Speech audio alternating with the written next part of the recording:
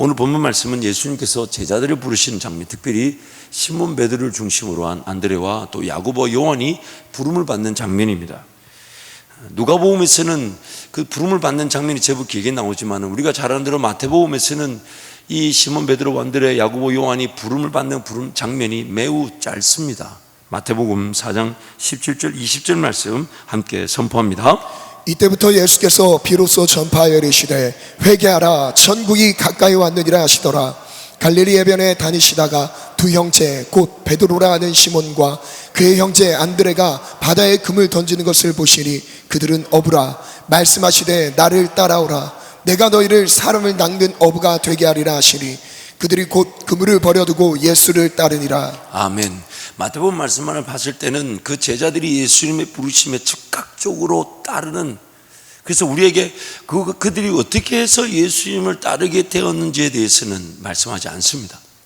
예수님 그들을 만나 주셨고 그들에게 이제는 너희들이 사람을 낚는 어부가 될 것이니까 나를 따르라 했을 때 그들이 모든 걸 예수님을 버리고 따랐다는 거죠. 심지어 야고보, 요한이 예수님 따르는 장면을 보면 베드로뿐만 아니라 자기 부모까지도 버려두고 예수님을 따랐다, 그렇게 말씀합니다. 근데 누가복음에서 오늘 본문 5장 1절 11절 말씀 보면 마태복음과는 다르게 그들이 예수님을 따르게 된 분명한 그 전개 과정이 있다는 것이죠. 그리고 그 내용을 자세히 살펴보면 오늘 우리에게 우리 삶에도 그러한 예수 따름의 기회가 주어질 수 있겠구나. 마태복음 말씀만을 봤을 때는 뭔가 극적인, 즉 예수님만이 뭔가 역사하신 것 같고 예수님의 어떤 극적인 능력과 권세로 제자들이 그냥 돌변하듯 예수님을 따른 것처럼 그렇게 간략하게 소개되지만 누가복음 5장 1절에서 11절 말씀 보면 마태복음에 일어났던 그 예수 따르는 사건이 어떤 분명한 예수님의 그 제자들과 함께 했던 시간 속에서의 전개 과정과 내용이 있고 그 전개 과정과 내용을 자세히 살펴보면 오늘 우리에게도 그러한 은혜가 주어져 예수 따를 수 있겠구나라는 성령 하나님의 역사를 볼 수가 있다는 것입니다. 그래서 오늘 누가복음 말씀을 통해서 성령 하나님께서 우리에게 주시는 은혜, 즉 예수 따르는 은혜가 다시 회복되어지고 누려지기를 축복합니다. 아멘. 오늘 본문이 제공하고 있는 장소는 게네사렛 호수라고 합니다. 참고로 이 게네사렛 호수는 성경에서 세 가지 이름으로 불리죠. 민수기에서는 긴네렛이다라고 표현하기도 하고요, 또 갈릴리 바다, 또 디베라 바다 이런 표현을 씁니다. 이 게네사렛 호수, 이 긴네렛, 갈릴리, 디베라 다 같은 지명입니다. 그 주변에 그런 동네들이 있기도 하지만 같은 호수가 네 가지 이름으로 불렸습니다. 예수님께서 말씀을 전하실 때 이렇게 무리들이 쫙 모여들었어요. 당시 무슨 스피커가 있거나 지금처럼 이렇게 뭔가 시설이 잘 된 거 아니잖아요. 물론 그 갈릴리 호수에 서서 이렇게 산 쪽으로 이렇게 소리를 바라면 그 경사 부분을 쭉 따라오면서 소리가 따라 올라가긴 하지만, 그러나 오병이어 사건을 봤을 때 몰려든 무리가 최소한 수천 명인 걸 감안하면 예수님의 말씀이 그렇게 잘 들리지는 않았을 겁니다. 그러다 보니까 무리들이 모여들면 어떻게든 예수님 말씀을 더 가까이 들으려고 막 앞으로 밀쳤겠죠. 그러니까 예수님이 이렇게 게네사렛 호수에 서서 말씀을 전하는데 무리들이 점점 예수님께로 막 다가오니까 예수님이 뒷걸음치다가 더 이상 갈 데가 없는 거예요. 뒤에 이제 호수니까. 근데 무리들은 어떻게든 예수님을 더 들으려 하니 뒤에서 얼마나 앞에 공간이 있는지 없는지 저 뒤에는 모르잖아요. 그러니까 얼마나 이렇게 밀고 왔겠어요. 그러니까 예수님이 이래서는 안 되겠다라고 생각하셨는지 이렇게 주변을 둘러보니까 마침 밤새 그물질한 어느 배에서 그물을 씻고 있는 두 형제를 본 거죠. 그게 바로 시몬과 안드레였던 것입니다. 그래서 이제 그 두 배를 보시고 일부러 그 길을 찾아가신 거예요. 찾아가셔서 배를 좀 육지에서 띄워달라.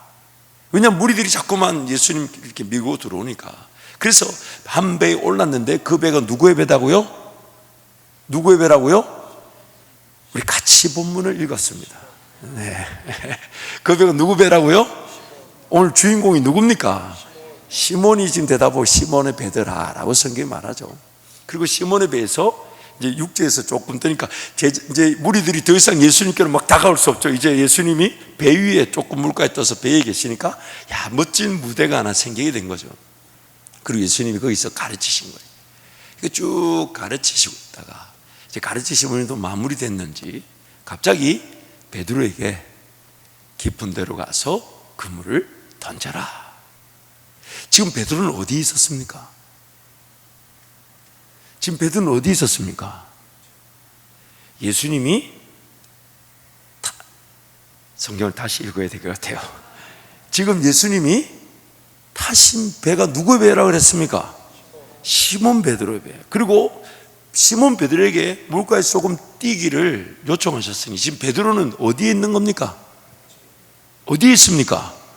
예수님이 지금 가르치신 자기 배에 베드로도 함께 있었어요. 근데 예수님 말씀을 마치자마자 갑자기 베드로를 툭 보시더니 정말 밤새 허탕 치는 걸 아시는지 모르시는지 그물 씻는 걸 보셨다고 하시는데도 깊은 데로 가서 그물을 던져라 라고 말씀하십니다. 그러니까 베드로가 뭐라고 얘기합니까? 우리 5절 말씀 우리 함께 한 번 더 선포하겠습니다. 시몬이 대답하여 이르되 선생님 우리들이 밤이 새도록 수고하였으되 잡은 것이 없지만은 말씀에 의지하여 내가 그물을 내리리이다 하고 자기 실력 자기 능력 평생 어부지됐던 베드로가 밤새 고기잡이를 했지만 허탕을 쳤습니다.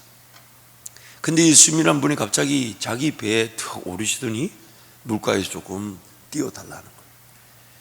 무리들이 막 예수님만 보고 있으니까 베드로가 거기다 대놓고 된다 안 된다 말을 못했을 것 같아요. 안 된다 했다는 그 무리들한테 엄청난 눈총과 또 핍박을 당할지 모르죠. 그래서 어쨌든 그 압도되는 분위기 속에서 예수님의 요청에 따라 자기 배에 예수님을 싣고 배를 좀 띄워서 그래서 예수님 무리들에게 가르치셨는데 갑자기 예수님이 자기를 보더니 깊은 데로 가서 그물을 던지라. 그러니까 베드로가 하는 말이 밤새 우리가 수고하여 허탕 쳤지만 뭐에 의지한다고요? 뭐에 의지한다고요? 말씀에 의지하여. 즉 그 말씀의 내용이 어떤 건지는 구체적으로 베드로가 말하지 않지만 무리들을 가르칠 때 예수님의 그 가르치심을 가장 가까이에서 들었던 베드로, 그 말씀의 권세에 베드로가 순종하겠다는 거죠.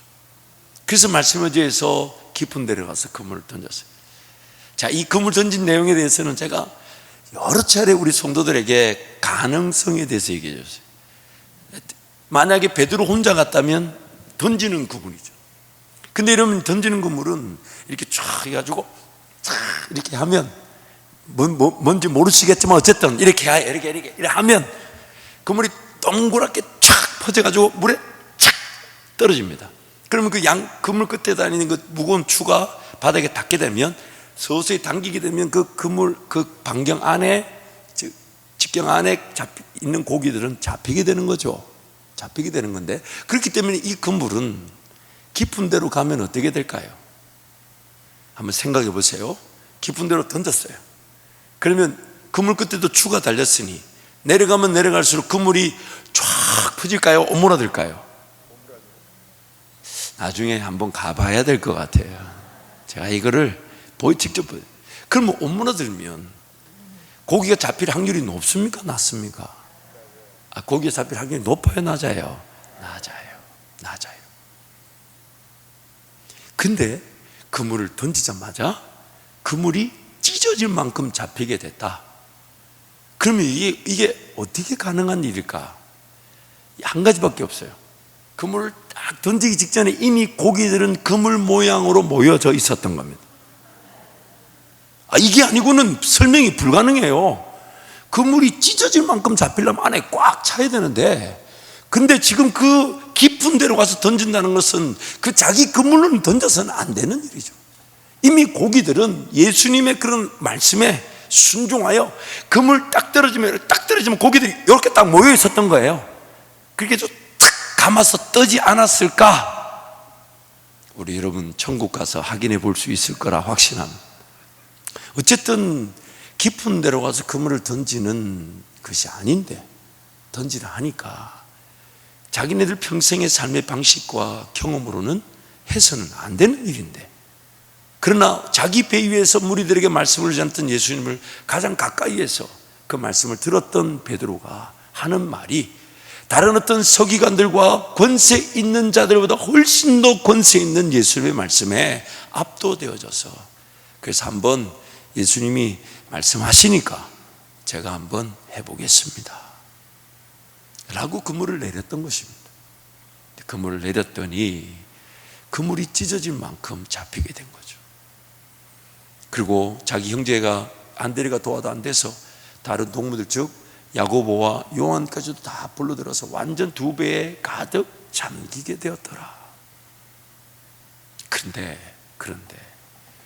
고기가 많이 잡혔으면 시몬 베드로가 뭐라고 반응을 해야 됩니까? 자, 우리 8절 말씀 우리 함께 선포합니다.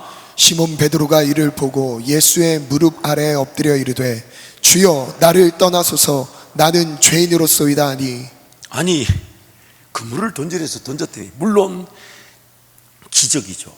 깊은 데로 가서도 안 되고 또한 그렇게 그물질해서도 안 되는데 예수님의 말씀에 그냥 한번 던졌더니 그물이 찢어지고 2배에 가득 채우게 되었어요. 근데 고기가 가득 채워진 것을 보면서 시몬 베드로의 반응이 주여 나를 떠나소서 나는 죄인으로소이다. 왜 이렇게 반응했을까요? 왜 이렇게 반응이 나왔을까요? 다름 아닌 예수님이 자기 비해서 무리들에게 가르쳤던 말씀이 권세가 있어서, 그래서 그 말씀에 압도되어져 자기 형편에 맞는 순종의 기회를 통해 순종했더니 물고기가 잡히니까 그 순종의 길을 통해 기적을 본 베드로가 다른 그 어떤 것보다 배에서 무리들에게 가르치셨던 예수님 말씀이 그제서야 자기 것으로 받아들여졌던 것입니다.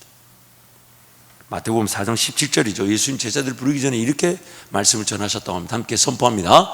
이때부터 예수께서 비로소 전파하여 이르시되 회개하라 천국이 가까이 왔느니라 하시더라. 예수님께서 무리들에게 가르치셨던 내용은 다름 아닌 이때부터, 즉 예수님 사역을 시작할 때부터 무리들에게, 제자들에게 가르치신 내용이 회개하라 천국이 가까웠다. 베드로는 그 말씀을 들었지만 사실 그 말씀이 그냥 어느 정도 뭐 그럴 수 있겠다고 그렇겠다.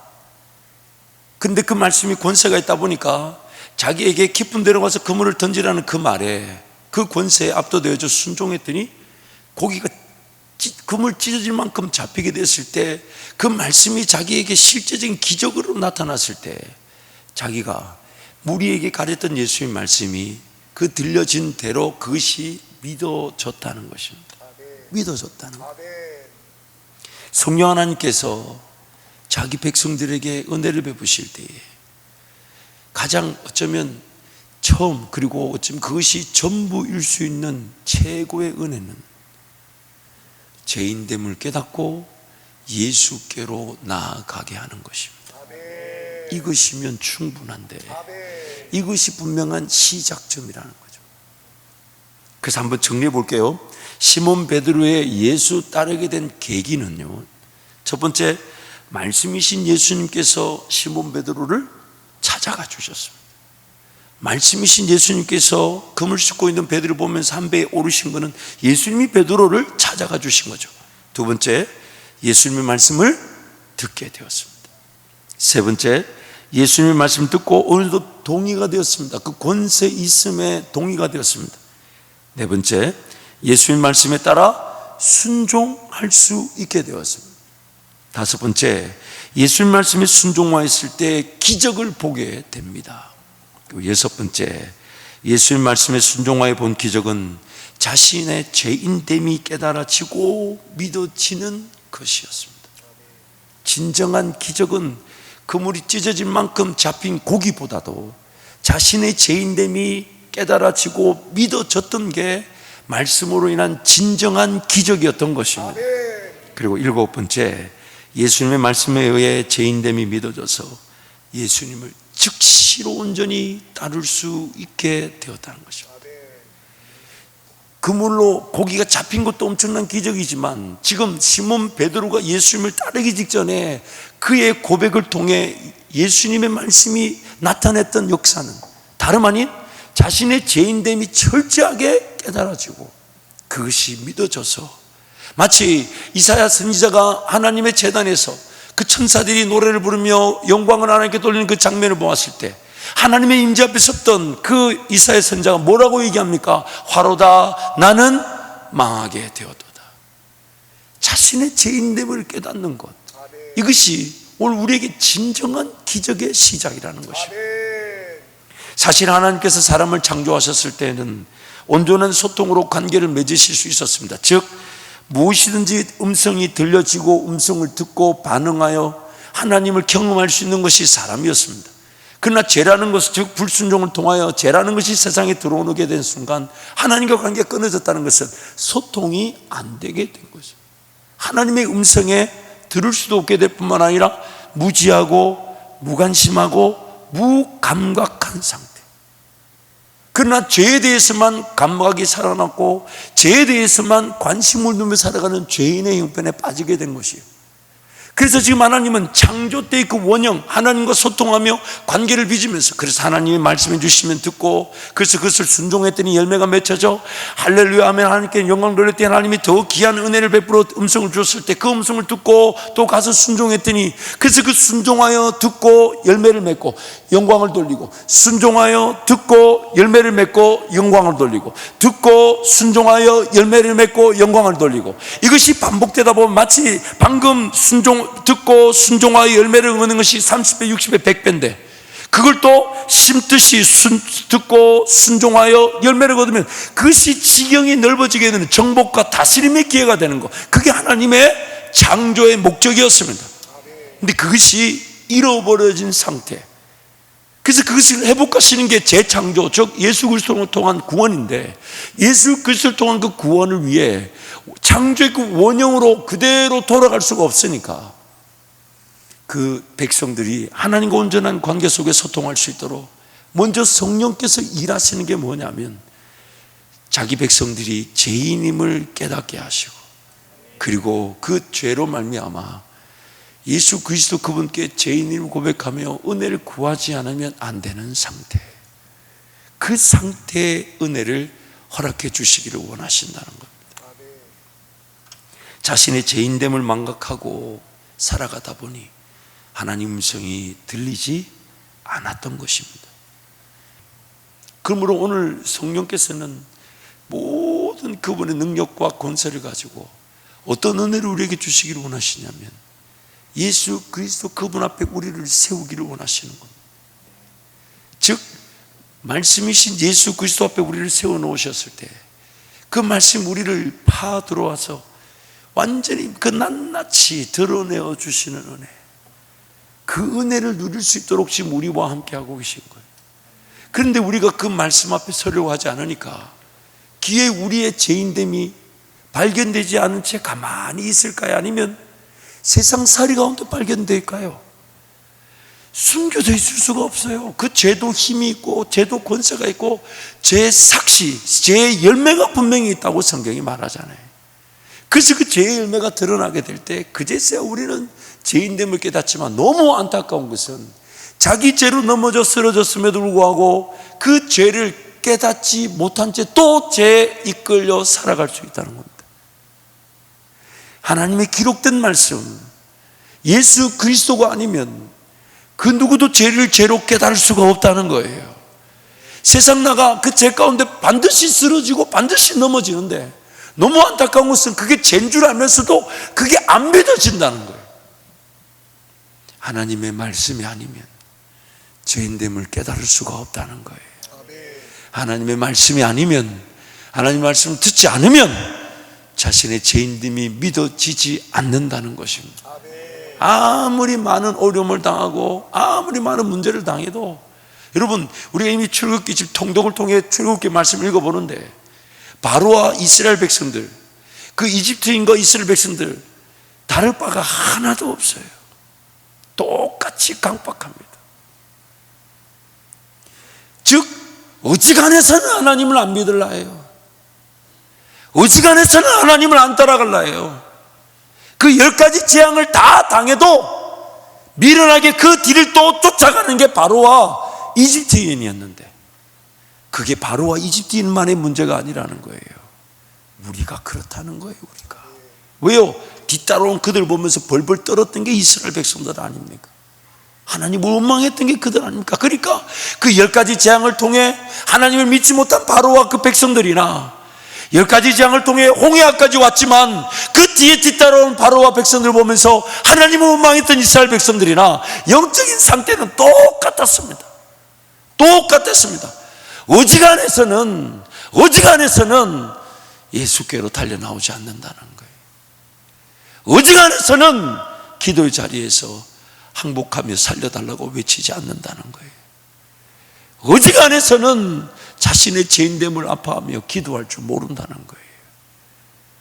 그리고 돌아가서 삶의 자리에서 고민은 과연 내가 예수 따르는 길인가 아닌가가 고민이 아니라 어떻게 먹어야 되나, 어떻게 살아야 되나, 그러다 좀 더 벌면 나도 하나님께 좀 드려서 쓰임 받아야 되는 거 아닌가, 뭔가 좀 잘 되면 내가 하나님 앞에 드려서 선교도 하고 복음도 전해야 되는 거 아닌가. 예수 따르는 길이라면 그런 고민하지 않습니다. 예수 따르는 길이라면 내가 뭘 벌어서 주님께 드린다는 생각하지 않습니다. 이미 예수 따르고 있다면 뭐가 더 있어야 되거나 뭐가 넉넉하게 주어지면 드리겠다는 생각할 시간이 없습니다. 주님을 기뻐하고 주님을 즐거워하며 예수 그리스도 한 분이면 충분한 것이 예수 따르는 길입니다. 왜냐하면 그 길만이 생명의 길이기 때문에 내가 살기 위해서는 예수 따르는 것 말고는 방법이 없는데 그 예수가 안 따라진 이유가 뭐냐면 예수를 따를 만큼 자신의 죄인됨을 모르고 있다는 얘기예요. 얼마나 중병에 걸렸는지를 모른다는 겁니다. 그래서 다 버려둔 채 따랐던 제자들과는 다르게 여전히 우리는 이 상태에 머물러 있을 수 있다는 것입니다. 그래서 성령 하나님은 지금도 끊임없이 우리에게 무엇을 주기를 원하시냐, 말씀을 통해 우리의 죄인됨을 깨닫도록 도우시기를 원하시는 거예요. 어떤 기적이 나타날지, 어떤 능력이 나타날지, 어떤 권세가 나타날지, 이거는요 막상 그 권세와 기적과 능력이 나타나면 정말 하나님만이 아시는 길이며 하나님만이 하실 수 있는 거며 하나님께만 달렸구나, 그때 알게 됩니다. 오늘 우리에게 요구되는 건 뭘까요? 우리에게 요구되는 건 뭘까요? 자신의 죄인됨을 깨닫고 예수만 바라보는 것. 그래서 우리는 오늘 또 말씀의 자리로 달려가서 말씀을 묵상하고 말씀을 암송하고 말씀을 읽고 말씀을 품고 아멘 할 때까지 한다는 거. 여러분 이제 이 얘기를 안 할 때가 됐다고 저는 확신하는데, 다시요, 말씀을 읽고 말씀을 묵상하고 말씀을 암송하고 말씀을 품고 말씀 앞에 인내하며 말씀이 먼저 가시기를, 말씀이 먼저 들려지시기를, 말씀이 나에게 말씀하시기를, 그런 나의 죄인됨을 인하여 나 같은 죄인 어떻게 하면 좋습니까? 라고 무릎을 꿇을 수밖에 없는 그런 죄인들, 그런 삶, 그것이 오늘 성령께서 우리에게 주시고자 하시는 가장 처음이었지만 마지막이어도 괜찮은 은혜, 죄인들을 말씀 앞에 세우시는 은혜. 그럼 여러분 말씀의 자리로 달려나가시기를 축복합니다. 하나님께서 통독을 통해 큰 은혜를 주실 것입니다. 더 깊은 은혜의 준비가 되게 하시고 더 놀라운 씨앗이 뿌려질 수 있는 옥토가 되게 하실 것이니까 여러분 이번 여름에 다른 어떤 즐거움보다도 통독의 은혜에 사로잡히시기를 축복하며 그 말씀에 사로잡히기를 축복합니다. 그래서 우리 찬양할 텐데요, 찬양하면서 하나님 저를 정말 그 말씀의 자리로 달려갈 수 있도록 정말 말씀 한 구절 한 구절이 꿀송이처럼 달게 하시고 말씀을 기대하게 하여